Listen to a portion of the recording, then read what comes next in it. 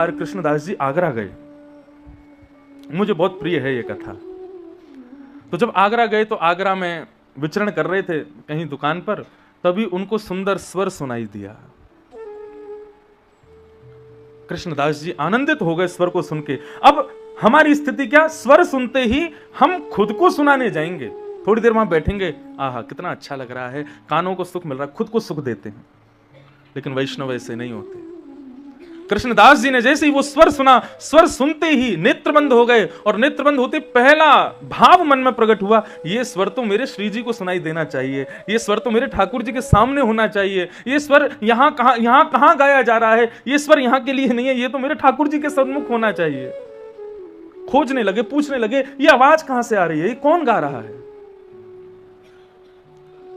सुनते सुनते सुनते एक गली में पहुंचे। गली से जब अंदर गए तो एक आंगन में जाकर के देखा, चारों तरफ मसनदें लगा करके लोग बैठे हैं, पैसे उड़ा रहे हैं, और बीच में एक वैश्या नृत्य करते हुए गा रही है, नगर वैश्या। कृष्णदास जी ने जब उसका स्वर सुना तब तो मोहित हुए, लेकिन अब जब उसका नृत्य देखा, और नृत्य के बाद जब उसके नेत्रों को देखा, उसके सौंदर्य को देखा, कृष्णदास जी बोले, अरे पागल, तू किसको बेच रही है, अपने स्वर को, अपने नृत्य को, अपने स्वरूप को। अरे ये सब तो हमारे ठाकुर जी के लिए होना चाहिए। कृष्णदास जी थोड़ी देर खड़े रहे, खंबे से लगा करके उसके नृत्य को देखते रहे। जैसे ही उसका नृत्य शांत हुआ, लोग पैसे लुटाने लगे, सबको बीन करके ले जाने लगी, तभी कृष्णदास जी उसके सन्मुख गए। बहुत सुंदर गाती हो तुम, धन्यवाद। हमारे सेठ के सामने गाओगी? तुम्हारा सेठ कहां रहता है? बोले हमारा सेठ गोवर्धन में रहता है। अच्छा, कितना देगा पैसा?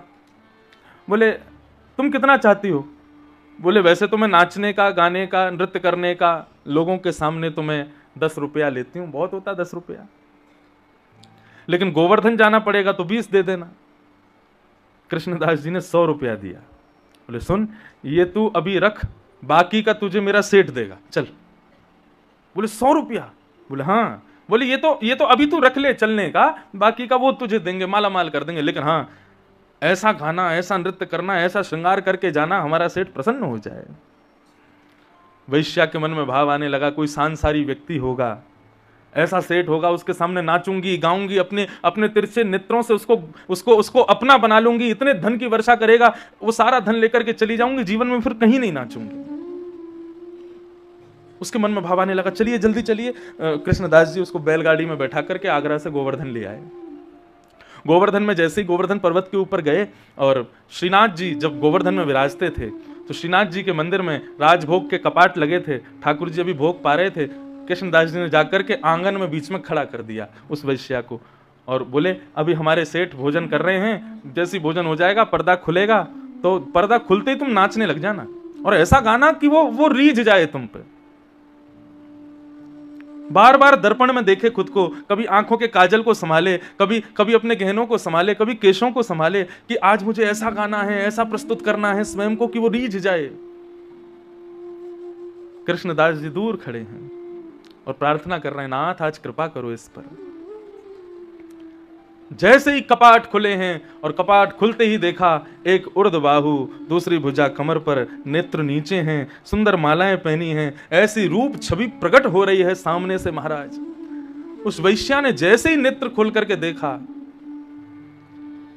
कितना समय व्यतीत हो गया, वो खड़ी रही, शरीर कंपायमान होने लगा, होठ कांप रहे हैं, स्वर कहना चाहती है, निकल नहीं रहे हैं, नेत्रों से आंसुओं की धाराएं गिर रही हैं। कृष्णदास जी गए, गाओ, तुम तो बहुत अच्छा गाती हो ना, बहुत अच्छा नृत्य करती हो, क्या हुआ, गाओ।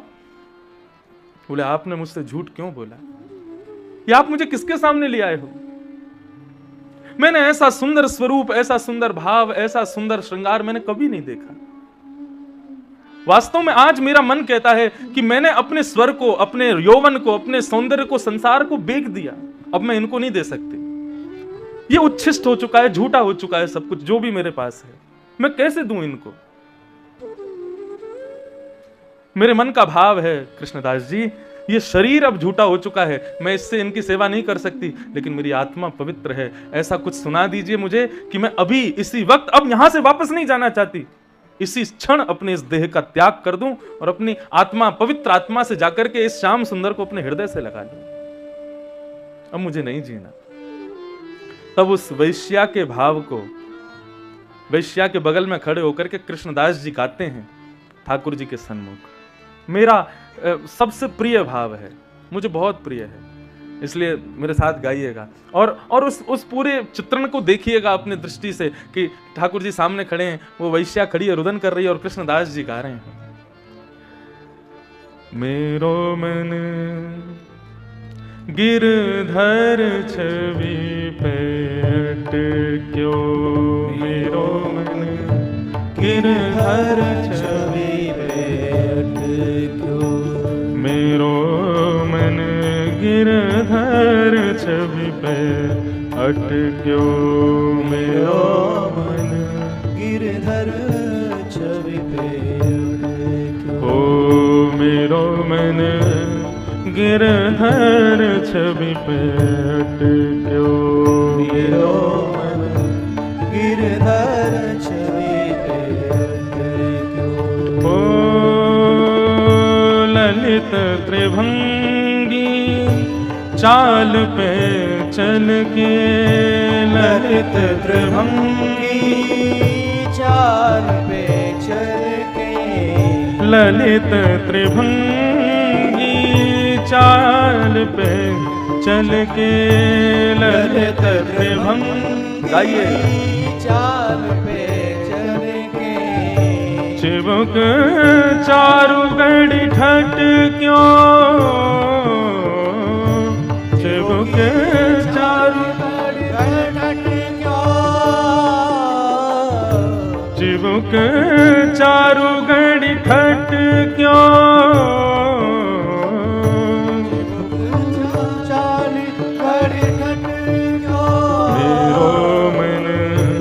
गिरधर छवि पे अटक्यो, मेरो मन गिरधर छवि पे अटक्यो, ओ मेरो मन गिरधर छवि पे अटक्यो, मेरो मन गिरधर।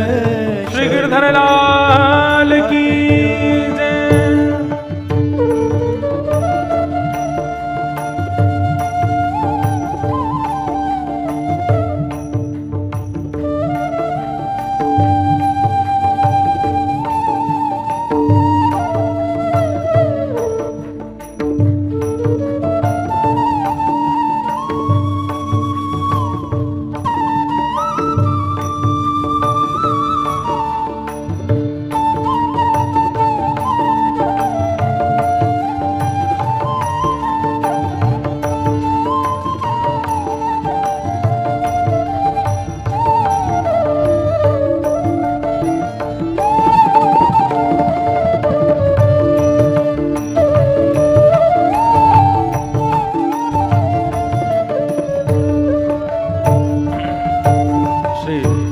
कृष्णदास जी गा रहे हैं और वैश्या बैठ करके ठाकुर जी के उस स्वरूप को देख रही है, रुदन कर रही है।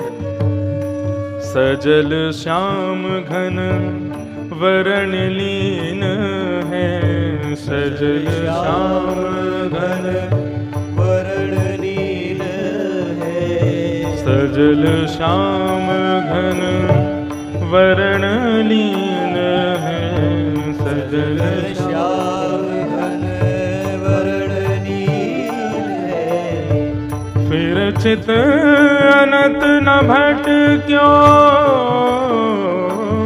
फिर चित अनंत न भट क्यों। कृष्णदास जी कहते हैं सजल श्याम घन वरण लीन है, फिर चित अनंत न भटक्यो। हम ठाकुर जी को अपना मानते हैं, ये बड़ी बात नहीं है। बड़ी बात ये है कि हम हजारों लोग यहाँ बैठे हैं, हम में से ठाकुर जी किसको अपना मानते हैं, और ठाकुर जी जिसको अपना मानते हैं उसका लक्षण क्या है। श्री कृष्णदास जी कह रहे हैं सजल श्याम घन वरण लीन है, वाको फिर चित अनंत न भटक्यो। जिसका चित्त ठाकुर जी के अन्यत्र कहीं और भटके ही ना, समझना उसको स्वीकार किया है। ठाकुर जी की सन्निधि के बाद भी अन्यत्र कहीं और मन जा रहा है, अन्यत्र किसी को करने की सेवा। अच्छा चलो ठीक है, आप एक पारिवारिक कार्यक्रम में हो, पारिवारिक स्थिति में हो, सबकी रुचि अनुसार आपको कहीं जाना पड़ता है, कुछ खाना पड़ता है, कुछ पहनना पड़ता है, ठीक है, लेकिन उस स्थिति में भी आप ज्यादा देर रह ना पाओ, आप उच्चाटित होने लगो कि नहीं अब मैं वापस अपने ठाकुर जी के पास ही जाऊं, वापस इस संसारी वस्तु को त्याग दूं, और या फिर आप केवल नाटक मात्र करो, हाँ शादी है तो थोड़ा नाटक तो कर लूं, थोड़ा इस व्यवहार को भी निभा लूं, लेकिन फिर चित्त क्या करे कि अब कब वापस जाऊं, जाकर के फिर से ठाकुर जी की अपनी सेवा करूं, उनके सन्मुख बैठूं, उनका प्रसाद बनाऊं, गोवर्धन जाऊं, परिक्रमा लगाऊं। ये स्थिति यदि हो रही है तो समझो ठाकुर जी ने आपका वरण कर लिया है। सजल श्याम घन वरण लीन है, फिर चित अनत न भटक्यो। कृष्ण दास किए प्राण न्योछावर, कृष्ण दास किए प्राण न्योछावर, कृष्ण दास किए प्राण न्योछावर, कृष्ण दास किए प्राण न्योछावर, यह तन जग सरपट क्यों, यह तन जग सरपट क्यों। कृष्णदास जी गा रहे हैं और गाते गाते कब तभी क्या देखते हैं कि वो वैश्या उठ करके खड़ी हो गई, नृत्य करने लगी, गोल गोल घूमने लगी, ठाकुर जी को देखते देखते नेत्रों से अश्रुधार बहने लगी, और महाराज नृत्य करते करते करते करते करते करते उस वैश्या ने वहीं प्राण त्याग दिए, और उसके उस देह में से उसके आत्मा प्रकट हुई। कृष्णदास जी दर्शन कर रहे हैं और वो चलती हुई जा रही है और भीतर जाकर के श्रीनाथ जी को अपने हृदय से लगाती है और उन्हीं में ही विलीन हो जाती है। कृष्णदास किए प्राण न्योछावर, यह तन जग सिर पटक्यो। जिस तन से संसार को प्रेम है, जिस तन के पीछे ये पूरी दुनिया भाग रही है, उस तन को जग के सिर पर पटक करके वो वैश्या ठाकुर जी के समीप चली गई और उनमें विलीन हो गई। मेरो मन गिरधर छवि पे अटक्यो, मेरो मन गिरधर छवि पे अटक्यो, मेरो मन गिरधर छवि पे अटक्यो, मेरो मन गिरधर छवि पे, हाँ गिरधर छवि पे, गिरधर छवि, ओ गिरधर छवि पे, ओ गिरधर छवि पे अटक्यो। बहुत अद्भुत भाव है कृष्णदास जी का। मेरो मन गिरधर छवि पे अटक्यो, सजल श्याम घन वर्ण लीन है, फिर चित अनत न भटक्यो। कृष्णदास किए प्राण न्योछावर, कृष्णदास किए प्राण न्योछावर, यह तन जग सिर पटक्यो। तो मैं किस परिप्रेक्ष्य में यह कथा सुना रहा था कि वैष्णव का लक्षण क्या है। मानवीय लक्षण यह है कि वो सांसारिक वस्तुओं को देख करके अपनी क्षुधा को बुझाने का कार्य करता है, लेकिन वैष्णव लक्षण क्या है, वो सांसारिक वस्तु को देखेगा लेकिन उस सांसारिक वस्तु को भी ठाकुर जी की वस्तु बनाने का प्रयास करता है, ठाकुर जी का प्रसाद बनाने का प्रयास करता है। ये अंतर है सांसारियों में और वैष्णवों में। वो अपनी रुचि अनुसार नहीं चलते। सोई सुहावे जो प्रियतम भावे, जो प्रियतम को भा गया वही उसको सुहाता है, और जो ठाकुर जी को ना सुहावे वो उसको कभी भाएगा ही नहीं। इस प्रकार की भावना। ऐसे करते करते पता क्या होगा, शुरुआत में तो ये होगा आपको वो भाएगा जो ठाकुर जी को भा रहा है, लेकिन धीरे धीरे स्थिति हो जाएगी पर ठाकुर जी को वो भाएगा जो आप दे दोगे, उसी में ठाकुर जी प्रसन्न है। इसको पसंद है इसलिए मुझे भी पसंद है। यही तो प्रेम है परस्पर। कुंती ने भगवान की स्तुति में जो विशेष शब्द कहा है वो ये है कि केवल आप हमारे हो और कोई नहीं। सूरदास जी कहते हैं बिन गोपाल को नहीं अपनो, जासों कीरति रही है। संसार में सब अपना बताते हैं हमको, लेकिन वास्तव में अपना है कौन? केवल गोपाल जी, और कोई हमारा नहीं है।